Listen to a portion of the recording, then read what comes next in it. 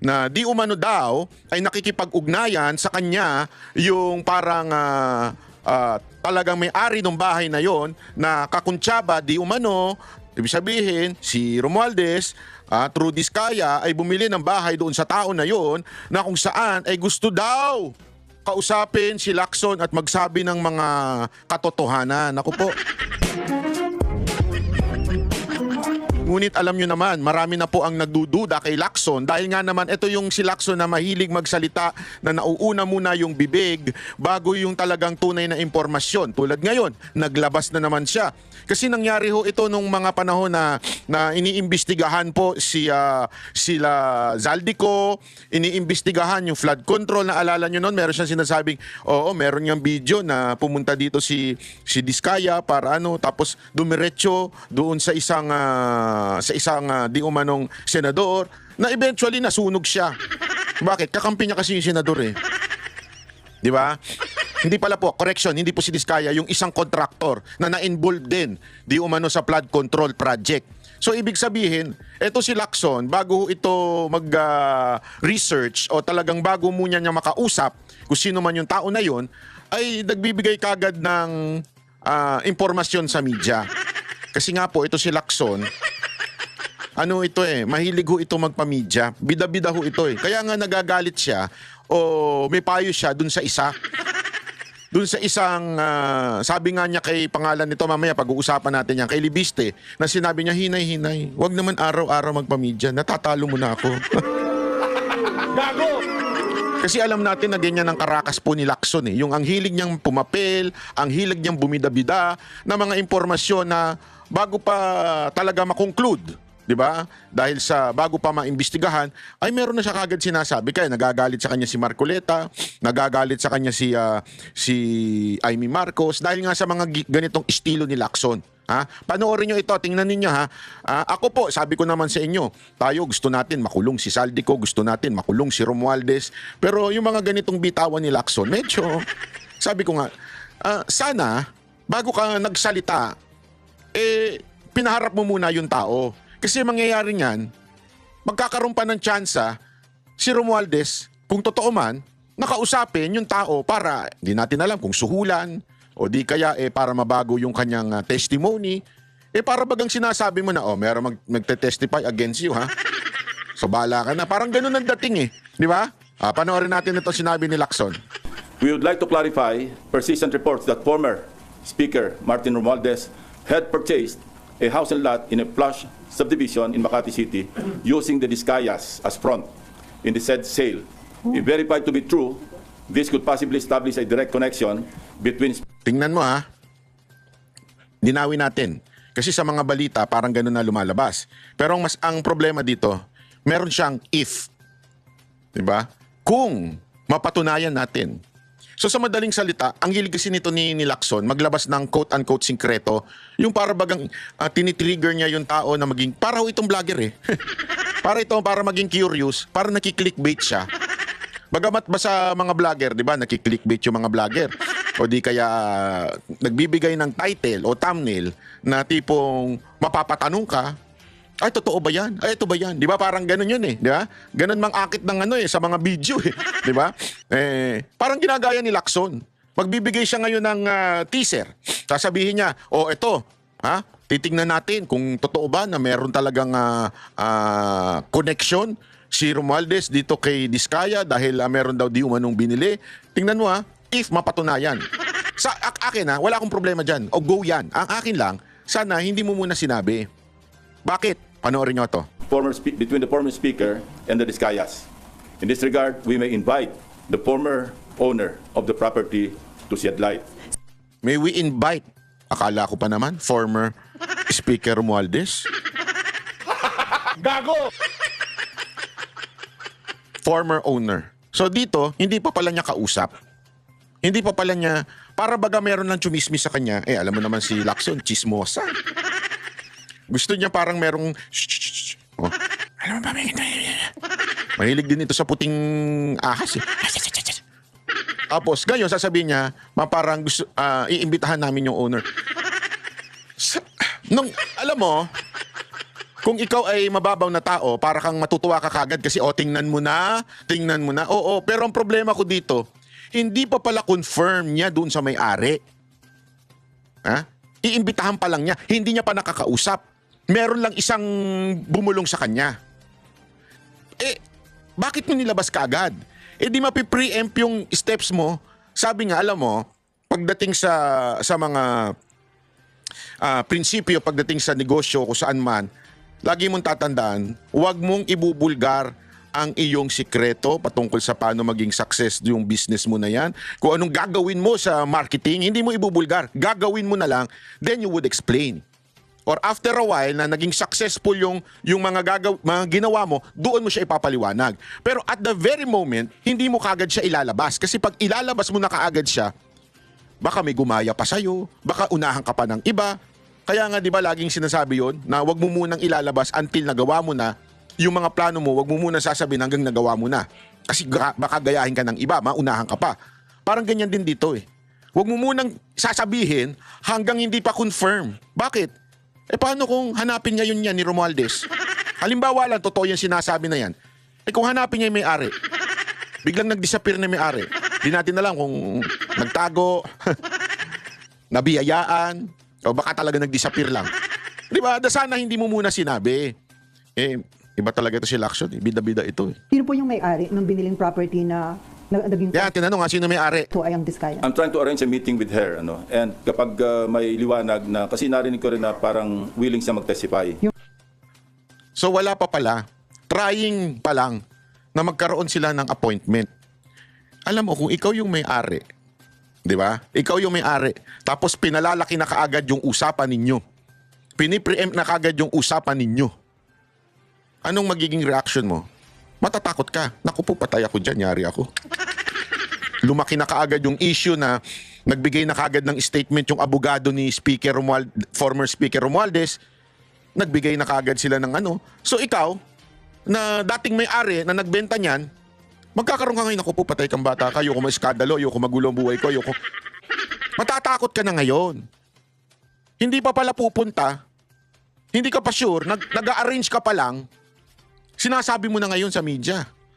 Ako, okay sana kung sigurado ka na, 200%. Sure ako pupunta na to, may usapan na kami. Kaya lang hindi, you're trying to arrange. Gago! Nagigets niyo yung ibig ko sabihin. Wala akong problema, ibulgar na yan. Gusto ko nga.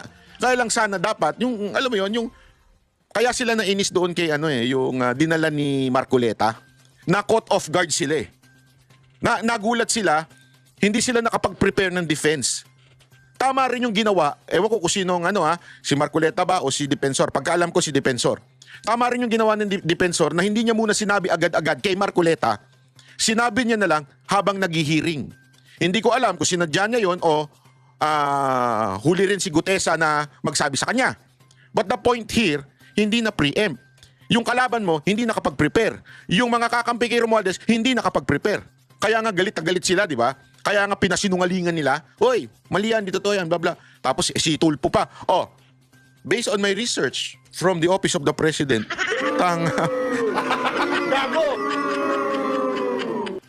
isipin niyo yan doon pala mapapatunayan niyo na nagbabantay ang OP, tas biglang sinalag. Biglang sinalag to si ang problema, nung pagkita doon sa record niya, totoo.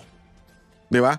Hindi katulad doon sa record na umaamin, kesyo umaamin o kesyo merong whistleblower daw against VP Sara Duterte na yung background napaka-shady. Ang inan niyan, naging PSG kaagad, from kung ano-ano lang. Tapos tandaan nyo criminal pa yun. Nahatulan yun, nakulong yun. Napaka-shady. Etong pinresinta ni Marcoleta, biglaan. Nagulat ngayon ng taong bayan. Ito si Lacson. Hindi ko alam, hindi mapigilan ng bibig niya. Kaya ka nachichismis eh. Kaya nagagalit siya si Senator Amy. Kaya tuloy ka pinipitik eh. Ang bilis mo magsalita eh. Ang bilis mo dumaldal eh. Di ba? Kahapon pa to itong video na to, di nagkaroon ng pagkakataon, kausapin yun ni Romualdez. Baka naman sinasadya mo, Lacson. Hindi kaya? Baka naman talagang pinoprotekta mo si Romualdez. Gago! Malalaman natin sa ending ng interview na ito. May-ari, sir. Yung may-ari, yung dating may-ari. para talagang at least pwede nating paghanapan o magsimula ng investigasyon tungkol sa direct connection o direct link between the Discayas and the former speaker. Ako, I have a fearless forecast. Hindi, ito, ako, sa tingin ko, fearless forecast lang naman to eh. Babawi. Kakabig ito. Itong issue na to biglang kakabig. Pain lang to. Tapos, biglang sasabihin ni Lacson, we did our part and we did the research, we investigated, and there is no direct link from the Discaya and Romualdez. Yun. Yung ganyang style ni Lacson, amoy na amoy ko na. Sa tingin ko, ganun na magiging, I hope I'm wrong. And I really hope na mali ako para humarap talaga yung may-ari. Pero yun na kagad ang naaamoy ko eh. Ano sa tingin ninyo? Comment naman kayo dyan habang pinanonood nyo to. At baka naman pwede na rin kayo mag-subscribe. At saka i-click yung notification bell. At kung gusto ninyo, suporta ng si Banatbay, ayan, magpa-member na rin kayo. Mag-attend na ho this coming Monday yung may-ari ng property. Sinasabi ko, nag-arrange ako ng meeting sa kanya. At tingnan nyo, hindi pa talaga. Nag-arrange pa lang ng meeting. Hindi pa a-attend. Hindi pa sure na a-attend. Nag-arrange pa ng meeting. Ibig sabihin, wala pa talagang arrangement. Wala pang appointment. Mag-arrange pa lang. Bakit mo idinaldal? Hindi ko magets. Talagang chismosa ka lang ba? Kaya tuloy na bibintangan ka na na Barbie. Dahil sa napaka-chismosa mo eh. Hindi ako nagbintang sa'yo di ba ang ina-accuse mo na nagbibintang sa'yo si Senator Amy? May alam kaya siya na pagiging madaldal mo talaga? Kasi ako nagulat ako nung nalaman ko na parang, baklas, Lacson. Nagulat ako ng ganun. Hindi totoo hindi tayo sa nag-ano, pero naku po. Kung sasang-ayon siya na mag-attend, papadala namin siya ng invitation. Sino po yung source ng information na... Marami nagsasabi niyan. So ito na po yung pwede... Marami nagsasabi niyan. So walang partikular na tao, para bagang chismisan lang. May chismis na ganito, chuchu na ganyan. Lacson ganyan. Tapos, ikaw naman si chismosa. Alam mo yung sa mga magbabarkada, nag-usap si Aida at si Lorna, sabi ni Aida. Aida, sabi niya, Lorna, meron akong problema sa buhay ko eh. Kasi ganito, yung driver namin naakit ako nagtsuktsakan kami. Pero huwag kikwento sa iba. Atin-atin lang to. Sabi naman ni Lorna, sige, huwag ka magalala. Hindi ko ikikwento sa iba. Tapos si Lorna naman, siyempre, nakipagtsikahan naman, nakipagchismisa naman doon kay Fe. Kilala niyo si Fe? Aida, Lorna at si Fe. Lumapit naman siya kay Fe. Uy, Fe, meron ko sasabihin sa'yo, pero wag mong sasabihin. Sikreto lang natin to. Sikreto lang natin to kung sasabihin. Napaka-secret natin to. Alam mo ba, si Aida, binengbang yung driver niya. Sikreto lang natin to, wag mong sasabihin sa iba. Parang ganyan di ba? Tapos si Fe naman, lumapit kay Aura. Sino naman si Aura? Lumapit kay Aura. Aura, meron ko sa'yo sasabihin na kwentuhan lang natin to kasi para ipag-pray natin si... May ganyan pa minsan Gagamitin pa Diyos di ba? Ipag-pray natin si Lorna. Si Aida pala si Aida. Ipag-pray natin si Aida. Bakit? Kasi nangangalun niya. Binengbang yung driver niya. Pero sikreto lang natin to. Tayo lang to para hanggang kumalat na. Parang ganyan yung nangyari di ba? Binulungan si Lacson. Alam mo ba, Lacson, meron ako impormasyon alam na si Romualdez bumili ng bahay through Discaya sa isang tao. Pero muna sabihin sa iba, atin-atin lang muna to. Tapos biglang tawagin niya yung chief of staff niya. Magpa-press con ka dyan. Gago! Ay nako, Lacson, amoy na amoy kita. Maging direct link at baka hindi para may pagsimulan yung kung sino man yung gusto mag-imbestiga. Against former Speaker Romualdez. Not necessarily against, but to shed light. Tingnan nyo dito, dumedepensa na siya. Is it against former Romualdez? Which is supposed to be against. Di ba? It's supposed to be against. Kasi kung ikaw bumili ka ng bahay na mamahalin sa Makati, dumaan kay Discaya, ibig sabihin, merong kinaugnayan si Discaya, si Discaya nakakulong na. Ibig sabihin, may kinaugnayan si Romualdez kay Discaya. So dapat, parang akusado rin si Romualdez. Pero anong sabi ni Lacson? It's just to shed light. Bakit ganun ang koneksyon? Para pagkatiwalaan mo yung isang kontraktor na nasa sangkot sa, sinabi ko na to, 207.5 billion pesos na kontrata mula 2016 hanggang 2025. Napakalaki. So Sir- kung merong koneksyon, dapat na maliwanagan natin kung bakit ganun kalakas ang tiwala para ipagkatiwala mo yung pagbili ng isang house and lot sa isang subdivision, sikat na subdivision sa Makati City. At magkano po yung amount nung... Name your price yung usapan. Gusto natin maliwanagan kung magkano talaga nagkabentahan. Name your price ang usapan pero magkano talaga? Hindi niya nga alam. Di pa niya nakakausap yung may-ari. Ito ang example ng content creator na nagki-clickbait. Para kasi mas magandang pakinggan yun eh. Ang tawag nyo dyan talagang ano yan eh. Para magkaroon ka ng news. Ay, name your price. Parang ganun ang dating. Nang-iintriga ka ngayon, di ba? Iintrigahin mo yung issue para ikaw ibalita. Sanay si Lacson dyan eh. Yung mangiintriga siya, bibitaw siya ng mga salita. Di ba? Meron siya sinabi. Di ba? Tulad na nga sinabi niya na may pumasok, na may CCTV kami, may video kami, na isang kontraktor pumunta sa senador. Parang, wow! Dahil dyan, ibabalita ka namin. Parang ganun eh. So eto na naman yung, ang sabi daw, is name your price. Intrigera ka! Intrigera kang... Hindi po invited si former Speaker Romualdez. As I said, pagdating sa counterpart namin sa House, mayroong parliamentary courtesy na umiiral. At Yan na naman yung kalokohan nila eh. Ang laki na ng issue na ito, bakit hindi nila imbitahan? Ang palusot, palagi, may parliamentary, parliamentary courtesy, bla bla bla. Yung sinabi na nga ni Lacson eh, di ba? Bakit sila, yung ibang mga congressman, as a matter of fact, narinig ko pa nga eh, naiimbitahan si, sa isang news, narinig ko ito, naiimbitahan si Lebiste. Oh, pareho lang naman silang congressman ngayon ah. Bakit iba ang treatment pag si Romualdez, iba ang treatment pagkakalaban? Iimbitahan na. Again hindi ko sinabing isubpina, iimbitahan lang kasi parliamentary courtesy nga eh. Bakit hindi nyo gawing imbitahan? Bakit hindi nyo gawing imbitahan lang? Ano ngayon kung tumanggi? Importante, inimbitahan nyo. Si Tiangco na imbitahan ninyo. Si Libiste, di ba? Narinig ko, iniimbitahan din. Bakit? Eto si Romualdez, nga. Hindi lang namin silang imbitahan, hindi pwedeng pilitin through the House Speaker.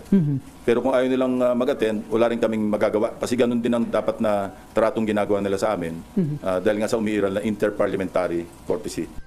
Naku po, alam mo, hindi pa pwede yung ganyan eh. Sa totoo lang hindi pa pwede yung ganyan na parliamentary courtesy.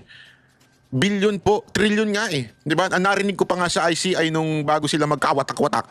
Trillion na yung nawala, yung flood control project na yan, yung ghost flood control. Di ba? Trillion. Iisipin mo pa yung courtesy? Dapat nga sa totoo lang, imbitahan nyo yan para mapuwersang umattend. Bakit parang takot na takot kayo kay Romualdez? Hindi, totoo lang Gago! Ang dating tuloy Lacson sa mga netizen, booking ka. Na pinoprotektahan mo talaga itong Romualdez na ito. Di ba? Tingnan nyo pa itong balita na to tungkol kay Libiste Hinay-hinay lang. Ito ang payo ni Senador Panfilo Lacson kay Batangas 1st District Representative Leandro Legarda Leviste. Ayon kay Senator Ping, tingnan nyo yung approach Pagka sa kay Romualdez, ingat na ingat sila. Pero dito, pinayuhan niya pa na hinay-hinay lang. Wag araw-araw ang pamidya. Nako, inggit. Inggit kasi mas marami nag-i-interview kay Libiste kaysa sa'yo. mismong ang ina ng neophyte congressman na si Senator Loren Legarda ang lumapit sa kanya para hilingin na mabigyan ito ng advice kasunod ng mga natatanggap nitong pambabatikos dahil sa paghahayag ng nilalaman ng Cabral Files. Gayon din ang umano'y 2 million pesos na bonus ng mga kongresista. Huwag yung bara-bara. Sabi ko na rin kay Senator Loren, parang i-telegraph niya ng konti. Huwag yung araw-araw nasa TV siya. Huwag araw-araw. Huwag bara-bara. Nadadaig ako eh. Alam mo, kaya ka nila natatawag ni Aiming Butterfly. Political butterfly. Alam mo mga kababayan, alam mo yan ng mga senador. Alam mo yan sa Senado na itong si Lacson, paru-paro to.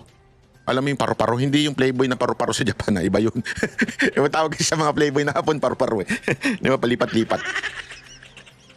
Ito, hindi mo pwedeng tawagin itong playboy. Baka paru-paro ito eh. Palipat-lipat ito. Pag iba nakaupo, nung panahon ni Duterte, sumisip-sip din ito nun eh. Silang dalawa ni Soto eh. Bagay sila, kaya sila nagkakasundo. Pareho silang paru-paro eh. Ngayon, eto naman, sip-sip kay Marcos. Kung sino yung nakaupo, sumisip-sip yung mga yan. At yan ang kanilang, kung meron mga imahe, masasabi natin, itong dalawang ito, si Soto at si Lacson, yan. Yung pagiging paru-paro. Pagdating sa political affiliation. Lagi ho silang ganyan. Sanay na ang mga tao dyan eh. Sanay na yung Senado dyan eh. Kaya dito, ewan ko iba talaga eh. Nakatakda rin naman silang magkita ni Congressman De Viste bagamat wala pang katiyakan sa ngayon kung kailan. Ayun, may plano pa lang daw. Lahat na lang ng plano ni Lacson sinasabi niya, no? Alam mo, kung si Lito Lapid, kulang siya daldal. Ito si Lacson, nasosobrahan na. Oh. Di ba? Kung si Lito Lapid hindi nagsasalita, hindi mo maaninag, hindi nga natin alam kung senador pa siya. Hindi natin alam kung humihinga pa. Hindi, humihinga naman. Ikaw naman banat boy. Gago! Hindi, alam mo, magtataka ka talaga eh. Magtataka ka kung bakit ganito tong si Lacson. Yung karakas niya, hindi ko talaga magets. Di ba? May iba siyang may iba siyang estilo ng pagdating sa sa politika. Yung alam mo yung magpapa-excite, tapos biglang kakabig. Napakailang beses niya nang ginawa yan. Yung kunwari may sasabihin siya na maganda, pasabog, para ikaw, nag-aabang ka naman. Tapos pagdating ng Blue Ribbon na hearing, wala naman. Di ba meron pa siya sinabi na meron tayong surprise witness. Na sabi nga nung iba na baka daw si Zaldico yun. Kaya lang, during that time, naglabas ng video si Zaldico. Ang akin kasi, huwag ka nang dumaldal. Ilabas mo na lang. Dapat ang sagot, abangan nyo na lang. Abangan nyo na lang kung sino yung mga aaten at sino yung Hindi yung magpapapreskon ka. Remember, di naman requirement magpapreskon sa kanila, pero papreskon siya ng papreskon. Kaya hindi ako naniniwala kasi sinasabi nilang paulit-ulit ni Soto tsaka ito si Lacson. Paulit-ulit nilang sinasabi na hindi na daw sila magtatakbo for national o parang bagang magre-retire na sila. Hindi ako naniniwala. Alam mo, etong panahon na ito, ang administrasyon ni Marcos o si BBM, naghahanap yan ng itatapat kay BP Sara Duterte. Basta ang mission nila, siraan ng BP Sara Duterte, ang mga Duterte, durugin ng mga Duterte through media, bayarang media, prostitute, bayarang vlogger, siraan ng mga Duterte. Yan ang kanilang goal. Pasinungalingan ng lahat ng ginawa ng Duterte. Utusan si Auntie Claire na bumanat sa mga Duterte. Ikunik lagi. Basta may masama, ikunik lang Duterte. Yun ang goal ni Auntie Claire eh. Tapos, ang pangalawa nilang mission, maghanap ng itatapat. Kaya ngayon, ang pumuporma, yung mga Romualdez. Sorry, hindi pala Romualdez. Wala nang kwenta si Romualdez. Talo na yan. Kahit kumandidato pa yan, baka negative 3 ang bumoto sa kanya. Ang pinagbubulong-bulungan ngayon, ang mga Rimulya. It's either John Vic o si Boying. Pero I think it's more on John Vic. Kaya nga tinan mo out of nowhere biglang pumitik siya ng kung titingnan kung tatakbo sa 2028. Yeah, may ganun siyang Ibig sabihin, pinakikiramdaman niya. Oh. Kaya nga ngayon, panay ang pakyut, panay din ang preskon. Or, si Lacson. Yan ang sinasabi ng iba na posible. Kasi si Soto mukhang wala talaga mukhang may edad na talaga So mukhang si Lacson pa ang pumuporman tumakbong presidente. Ano sa tingin ninyo?